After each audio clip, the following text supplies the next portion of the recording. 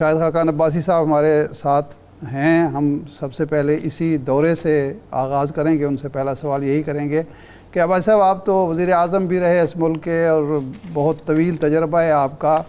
اس موقع پر ہمارے وزیر خارجہ کا انڈیا میں جانا اور بھارت کا جو رویہ مسلسل چلا آ رہا ہے وہ آپ کے سامنے 5 اگست کے بعد ہمارے تعلقات بہت ہی نچلی سطح پہ ہیں اور کوئی وفد نہ یہاں سے گیا ہے نہ وہاں سے آیا ہے.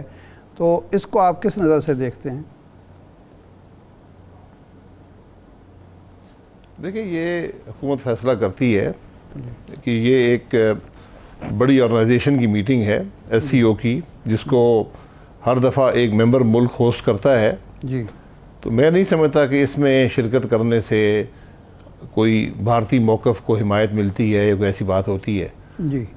بلاول بھٹو صاحب نے یہ بہت اچھا کیا کہ انہوں نے پاکستان کے موقف کی بڑی کھلی اور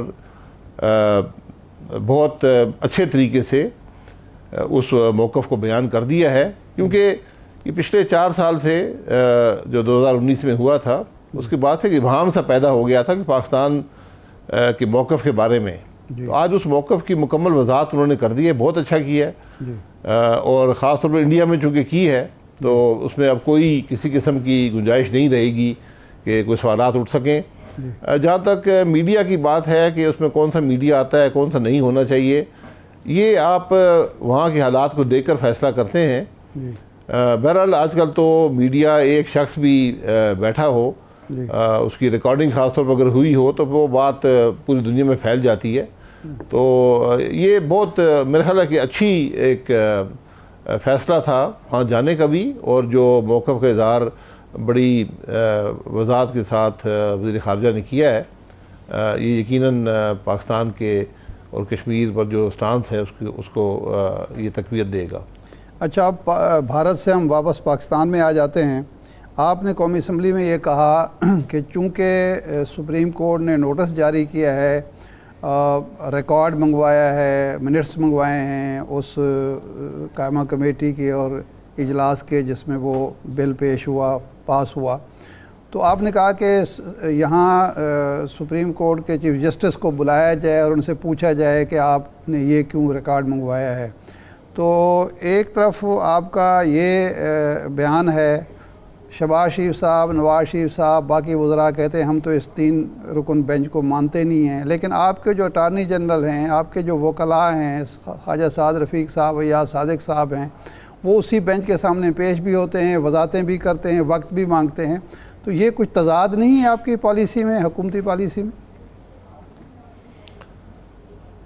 دیکھیے، آپ نے اپنا احتجاج ریکارڈ کرنا ہوتا ہے.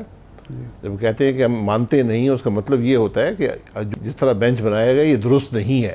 آپ نے اپنا احتجاج ریکارڈ کر دیا کہ اس طرح بینچ نہیں بنانے چاہیے.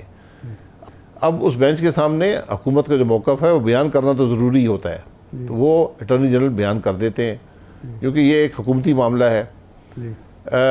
دوسری بات جو آپ نے کی کہ جو پارلیمنٹ کی بات ہے، میں نے ایک اصولی بات کی ہے اور یہ بڑی اہم بات ہے. یہ ماضی میں بھی 1997 میں غلطی ہوئی تھی کہ اسپیکر صاحب سے ریکارڈ مانگا گیا تھا، انہوں نے ریکارڈ دے دیا اور پھر سپریم کورٹ نے کہا کہ نہیں، یہ ریکارڈ کافی نہیں ہے.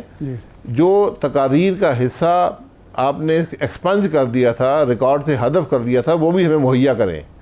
اور اس کے بعد یہ کوشش ہوئی کہ 4-5 لوگوں پر، جس میں خواجہ آصف صاحب بھی شاید شامل تھے، ہو سکتا ہے میری یادداشت میں کوئی غلطی ہو، ان پر مقدمہ بنانے کی کوشش کی گئی کہ انہوں نے کنٹیمپٹ کیا ہے سپریم کورٹ کا، جو اپنی تقاریر انہوں نے قومی اسمبلی میں کی تھیں. تو اس لیے میں نے یہ کہا کہ اگر کسی نے آپ سے اسپیکر صاحب سے اسمبلی کا ریکارڈ مانگا ہے، چاہے وہ چیف جسٹس ہی کیوں نہ ہو، یہ اسپیکر صاحب کی ذمہ داری ہے. یہ اس کا فیصلہ وہ خود نہیں کر سکتے.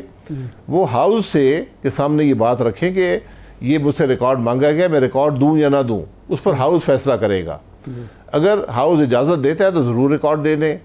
اگر ہاؤس اجازت نہیں دیتا تو پھر یہ لازمی ہے کہ ہاؤس میں ایک ریزولوشن موو ہو جس میں یہ کہا جائے کہ ہم اب فل ہاؤس کی کمیٹی بناتے ہیں ایک اجلاس ہوگا جو نیشنل اسمبلی کا اجلاس نہیں ہوگا، اس کمیٹی کا اجلاس ہوگا، اور وہاں پر وہ شخص جس نے ریکارڈ مانگا ہے، چاہے وہ چیف جسٹس ہی ہو، اس کو طلب کیا جائے اور اس سے پوچھا جائے کہ آپ نے کس قانون کے تحت یہ ریکارڈ مانگا ہے اور کس مقصد کے لیے مانگا ہے. کیونکہ یہ مسئلہ سپریمیسی اور ساورنٹی آف پارلیمنٹ کا ہے، یہ معمولی بات نہیں ہے. پارلیمنٹ وہ ادارہ ہے جو اس سپریم کورٹ کا بھی خالق ہے. جو آئین پاکستان کے پارلیمنٹ نے پاس کیا، سپریم کورٹ اسی کے نتیجے میں بنا.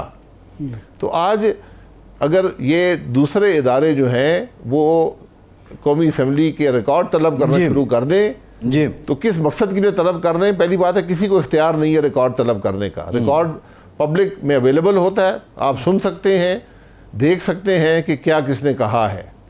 تو میں یہ بات بڑی اصولی ہے، اور جو آئین کے اندر جو پارلیمنٹ کو جو مقام دیا گیا ہے اس کے عین مطابق ہے.